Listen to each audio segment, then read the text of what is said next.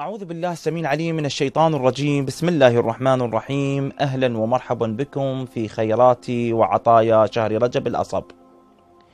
يستحب للمؤمن في هذه الليلة وهي ليلة الخميس أن يصلي لله تعالى ركعتين كصلاة الصبح، وهي صلاة ليلة 20 من شهر رجب، وهي صلاة بسيطة جدا.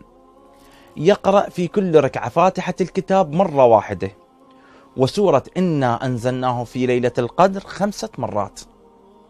نيتها كيف؟ تقول: نويت أن أصلي صلاة ليلة 20 من شهر رجب.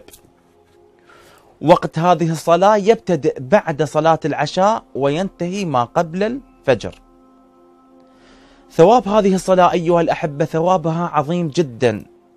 في مضمون الخبر يقول: من صلاها أعطي ثواب إبراهيم وموسى ويحيى وعيسى عليهم السلام، ومن صلاها لا يصيبه شيء من الجن والإنس، وينظر الله إليه نظرة رحمة. فلا تقصروا أيها الأحبة من هذه الصلاة، لأنها بسيطة جدا كصلاة الصبح.